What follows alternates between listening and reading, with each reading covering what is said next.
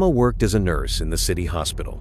Her job involved prepping patients for surgery, taking blood, and handling all the small tasks that help the doctors. She liked the steady rhythm. It was busy, but never overwhelming. Strange things rarely happened, until one quiet afternoon, when this man's tattoo suddenly caught her eye. But before we start, smash the like button, subscribe, and don't forget the notification bell so you never miss any of our upcoming stories. She smiled and motioned toward the chair. "Have a seat," she said kindly. The man returned the smile and sat down, already rolling up his sleeve. The man needed some blood work done, and Emma was the nurse assigned to take the samples. It was something she did daily, and usually these procedures didn't startle her, but this was different. Emma readied the needle. "Just a small poke," she said. "So, how's your day been?" The man responded cheerfully, chatting as though they were old friends. His words came easily, without hesitation. Emma kept the conversation going while unwrapping the equipment from its sterile casing. They spoke without making eye contact, since Emma had her back turned. They chatted about the weather, traffic, and how the hospital coffee always tasted burnt. Emma laughed and eventually turned with the needle in hand. But when she turned back to face him, her eyes landed on something unexpected, something that instantly made her freeze. It was a tattoo placed on the inside of his left upper arm, just above the elbow, a series of numbers inked in neat black letters. 19, 36, 122. Emma paused for a second, startled. Her hand hovered in midair. A flicker of recognition stirred inside her, like dust being shaken off an old memory. She didn't know why, but the number looked familiar.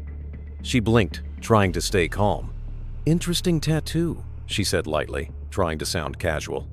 "What does it mean?" The man's friendly expression disappeared, and his shoulders stiffened. He leaned back slightly and looked at her carefully, as if he was sizing her up. "It's personal," he said flatly. "Hard to explain." His voice was lower now, a bit sharper. Without waiting, he added something random. "How about the weather, right?" Just to steer the topic elsewhere. Emma didn't interrupt. She understood immediately. The tattoo was off limits. He wasn't going to explain it. The subject was closed. Emma gave a quiet nod and let it go. But the numbers wouldn't leave her alone. Even after he walked out, they echoed in her mind like a song she couldn't stop humming. She moved through the rest of her shift like a sleepwalker. She smiled when needed, answered when spoken to, but her thoughts drifted constantly. The numbers repeated in her head. She had seen them before, but where? They were linked to someone or something.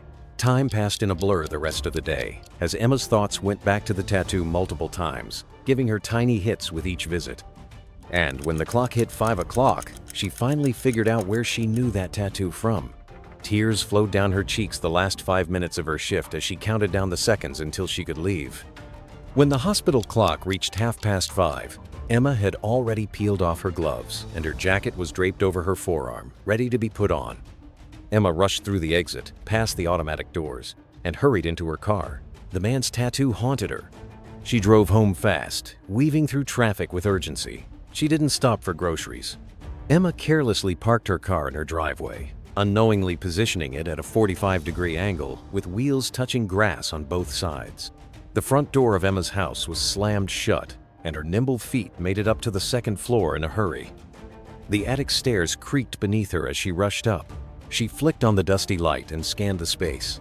That's when Emma's eyes landed on the old wooden cabinet in the corner. It hadn't been touched in years, but today it called to her. Emma yanked open the cabinet, sending years of untouched dust straight into her face. Emma coughed and swatted away the remaining dust particles to get a good look at the inside of the cabinet's drawer. Inside the album were old photos, faded with time. Emma flipped through the pages of black and white photos, then some with sepia tones, all indications that most of these pictures were taken well before her time. She recognized some of them, mostly her grandma, who was her childhood hero growing up. "I loved her so much," she said with a smile, while a tear also reappeared in her eye. The sepia era seamlessly moved on to slightly more colored photos, and in these images, Emma saw even more familiar faces. Her mom, dad, and even herself in her childhood years. Her hands shook as she turned the pages.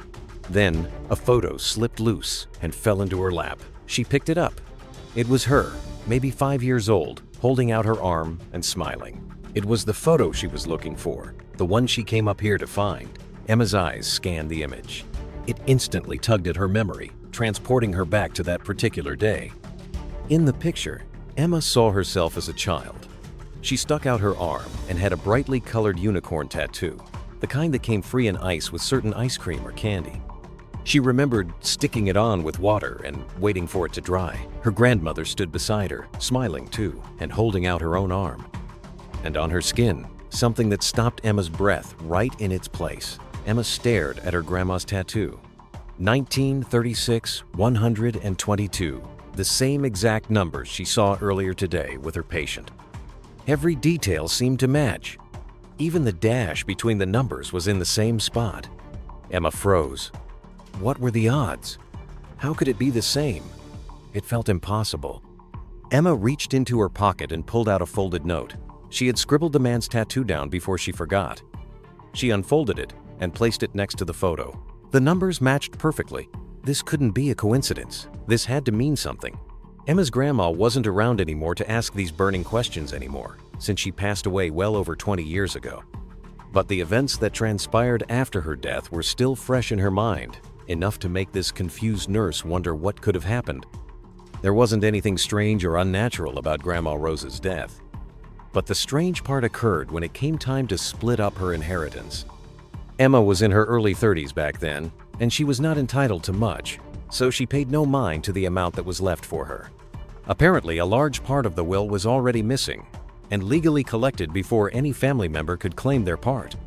Nobody knew where the money had gone, and Grandma's notary was specifically instructed by Grandma herself to keep quiet about the destination of the money. But the family always wondered. And now, something about that Menand, his tattoo dragged Emma straight back to that notary's office.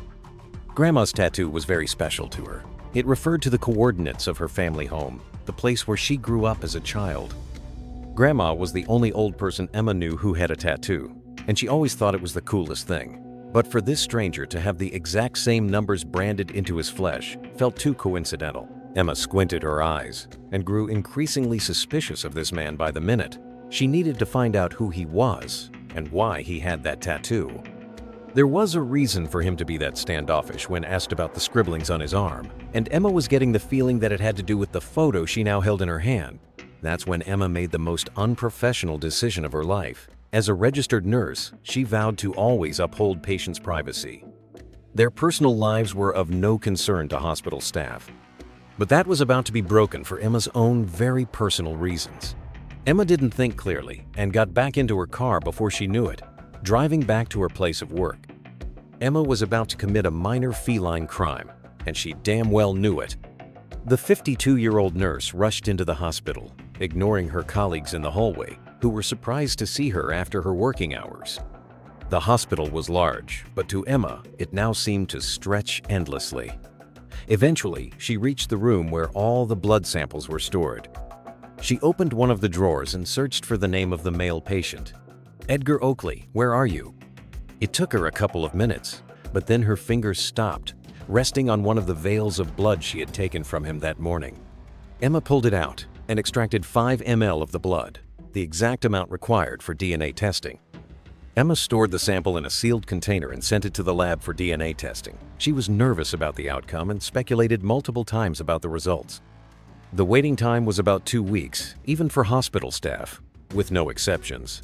And this waiting time gave Emma the time to reflect on her actions. She had violated doctor-patient confidentiality, which was a terrible thing. 2 weeks crawled by, and by the time the results fell through Emma's mail slot at home, she looked tired and rugged from all the bickering that went on in her head.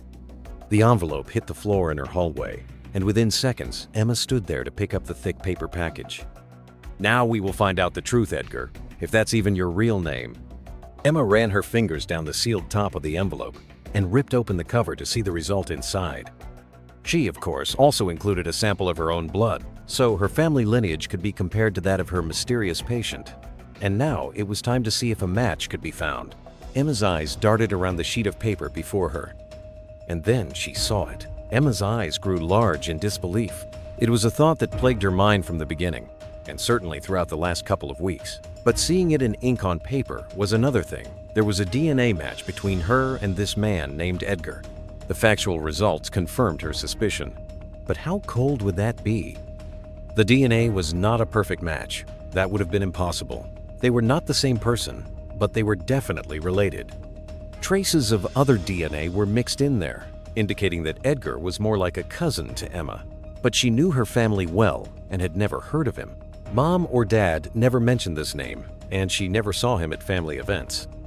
During the weeks of waiting for the results, Emma also called her mother to ask her if she knew his name, but a resounding no came back. Emma looked up his address in the system, another thing that was highly forbidden for hospital staff. 19 Mill Road Creek in Fairfield, Ohio. That was just a few towns over, not that far. Emma was so caught up with this man and moving forward to find him that her mind didn't contemplate the importance of that address yet. But if she slowed down and paid a little closer attention, she could have already uncovered another piece of the puzzle. Emma started driving toward the GPS address. It was a 40-minute drive until she got there, and the determined nurse was glad she had finally gotten closer to resolving this mystery. The time flew, and before she knew it, she was within 5 minutes of Edgar's home. This long, sandy driveway seemed familiar to Emma in a way, like she'd seen it before. Emma parked the car near the side of the sandy road so she could think clearly without crashing into a tree due to her distraction. Then she remembered it. Grandma, in her younger years, she yelled out loud. Grandma's childhood home. It had this exact driveway. Emma looked ahead and saw the house that belonged to Edgar and recognized it from Grandma's pictures. And that wasn't the only proof that suddenly presented itself. The address on her navigation device automatically provided landmark coordinates. And at the top of the screen it said 1936 122. Emma parked the car about 80 feet from the house to be safe. She stepped out, walked up to the front door, and rang the doorbell. Emma tried to suppress her shaky hands, and then the door creaked open, showing Edgar on the other side. Hi, Emma. I figured you might come by one of these days. So you figured out who I am, have you? Edgar said the moment he laid eyes on Emma. Emma froze, not knowing what to say. She then broke the silence and stated that she had a theory but wasn't sure. But Edgar invited her inside, promising to tell her everything she wanted to know. They sat down in Edgar's living room. He already had tea boiling and presented her with a hot cup before letting Emma speak. Emma explained that she had done a DNA test with his blood after their exam, all because she had found out about his tattoo and how it was related to her grandmother. We are related somehow, but I still don't fully know how that's possible. Edgar then took over. I'm guessing you also already know about the missing inheritance then. That must be a big mystery within your family. Well, I know where it went, and I will tell you now. It went to my mother, the other rightful heir to your grandmother's will. You see, your grandfather had not just one family, but two. Edgar explained that Rose was also his grandmother, since she had an affair during her relationship with Emma's grandmother. It was a big deal, and it almost broke up the relationship. The affair didn't last though, and Grandma Rose chose to stay with her husband. But it did result in a baby outside of marriage. That baby was my mother, Edgar explained.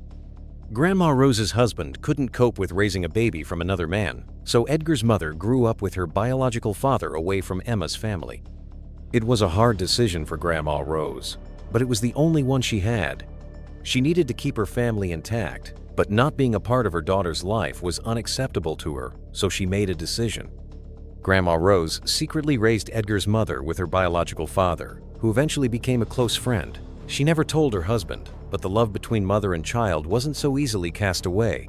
Every chance she got, she spent time with her daughter, and eventually also with Edgar, who became her grandchild after he was born. I loved Grandma Rose, Edgar said, smiling. When she passed away, and it was time to split the inheritance, she gave my mother the family home, which comprised the missing part of the inheritance money. We started living there, and I got the tattoo to remember Grandma Rose by. It's indeed the same one she has because we live in the same house that was so dear to our grandma. Rose finally understood now. A smile appeared on her face because Edgar called Rose our grandma, and that was indeed the case. She belonged to both of them. And instead of being upset or angry because this part of Grandma's life was withheld from her, she addressed the situation with understanding and compassion. I wish I had known you sooner. You seem kind, and I'm betting your mom is too." The two cousins sat in quiet reflection, sipping tea in the home that had tied their lives together long before they ever met. Emma felt the weight of confusion and secrecy lift from her shoulders. The missing inheritance, the strange tattoo, the buried family truth, it all made sense now. She had lost something, yes, but she had also gained someone. As Emma stood to leave, Edgar walked her to the door. "Come by again," he said. "There's more to tell and more to remember." Emma smiled. The mystery had unraveled, but her journey into this new part of her family had only begun. She glanced once more at the tattoo on his arm, then stepped into the fading light, feeling whole for the first time in years. Thank you for watching. If you like this story, don't forget to hit the like button, subscription, and ring the notification bell so you never miss our upcoming stories.